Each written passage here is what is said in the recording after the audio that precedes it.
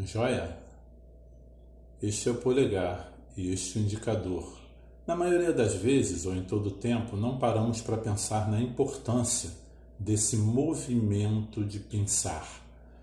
A humanidade foi construída através das mãos, mas esses dois dedos têm um papel principal nesse processo.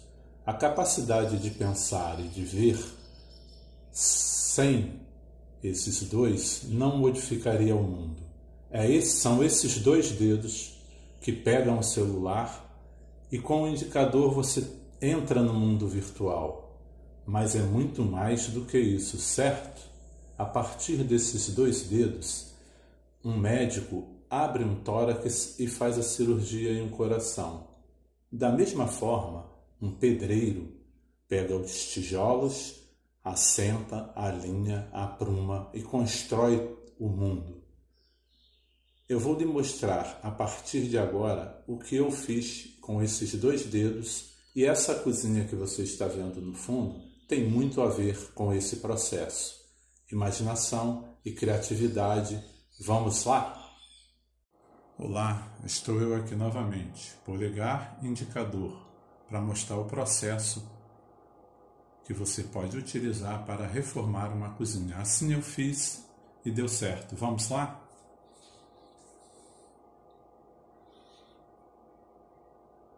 Mãos que fazem reforma da cozinha. Com auxílio de um ponteiro e uma talhadeira e uma marreta, tire o revestimento antigo. Assim eu fiz. Ensaquei todo o revestimento que foi retirado. Durante a retirada, ele foi quebrado em pequenos pedaços para facilitar o transporte, porque a construção era dentro de minha própria residência e eu queria um ambiente limpo. Manter o ambiente limpo, pois a residência é sua, como eu disse anteriormente. Além disso, uma obra limpa alcança melhores resultados e economia. Uma grande luta foi, a grana era pouca, eu já tinha evitado o profissional porque não podia pagá-lo. Então escolhi materiais de qualidade porque eu queria uma obra que durasse muito. Como não havia grana, eu parcelei. Está aí o revestimento do chão, que é o piso, e os detalhes que eu utilizaria na parede, pois a início pretendia trocar somente o piso do chão. Mas quando comparei esse novo revestimento com a parede, o contraste foi muito grande e precisei fazer uma obra completa. A minha cozinha tinha um problema, ela era espaçosa, mas não tinha bancadas e nada que fosse útil ao trabalho de uma cozinha. Pensando assim, dei continuidade à obra. A parte de alvenaria, essa que você está vendo de tijolos, eu tirei uma parte da parede anterior porque eu pretendia, e assim o fiz, na parede colocar piso sobre piso, que é um método novo, onde a argamassa cola o piso novo em cima do piso anterior, sem tanto trabalho para retirá-lo. Fiz a parede em alvenaria. Utilizei para isso um prumo, que é aquele peso com uma linhazinha para a obra não ficar igual um arco, ela tem que ficar retinha, tijolos de 30, massa de areia com cimento e também um nível para ele ficar exatamente, como diz o próprio instrumento, nivelado.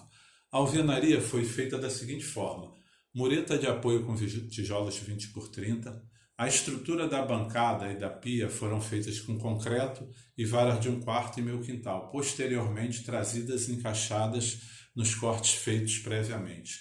Eu sempre vi que eles fazem viadutos e colocam as peças prontas. Eu não queria paredes largas nas laterais da pia nem da bancada. E para apoiar o granito novo que viria, eu precisava das vigotas que foram feitas todas previamente. Esperei secar por 15 dias, depois trouxe para dentro de casa.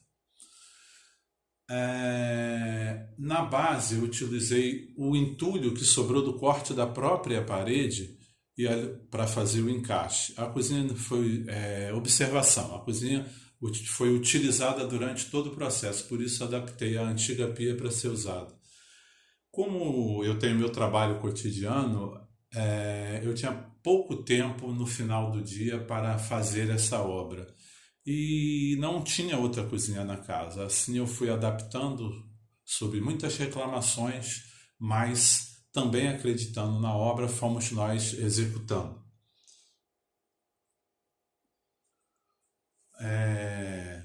Desconfiado eu sou. As paredes foram feitas no sistema piso sobre piso, como eu expliquei anteriormente, uma argamassa que cola o piso novo no piso anterior. Cuidado, cozinha geralmente tem gordura na parede, você tem que lavar e limpar ela bem antes para que haja uma aderência correta. Confesso que fiz aquela primeira linha lá de 2 revestimentos e aguardei para ver se funcionava, e a coisa cola mesmo.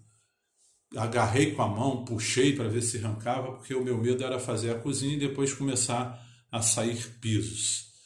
Revestimento, no caso, e eu ter um prejuízo tremendo. Contudo, descobri que tinha que arrancar a sanca de gesso do teto também, porque deu uma diferença de largura aí.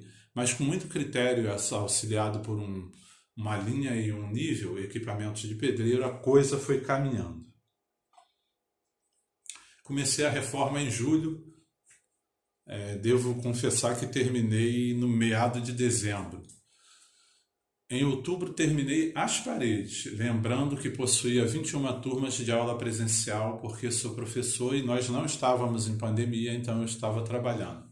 É preciso deixar a barra de baixo, se você observar, e nas próximos slides você vai poder ver isso, sem revestimento, só vamos colocá-los,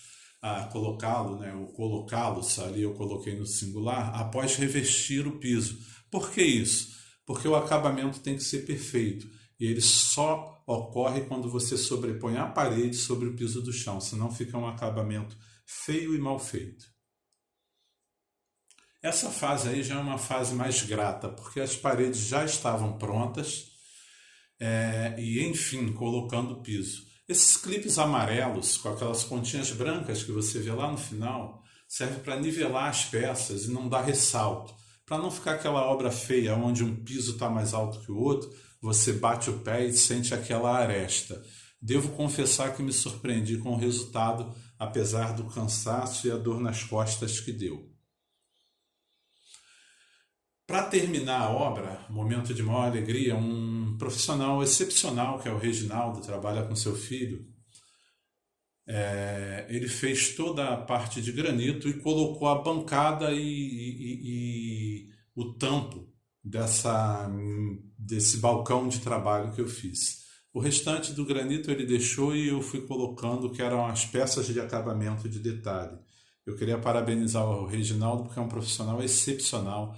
Essa roda-saia dele, que é essa parte externa da pia, não fica nenhuma marca no acabamento. Um profissional excepcional.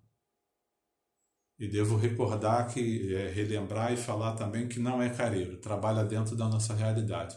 E aqui é o final da obra.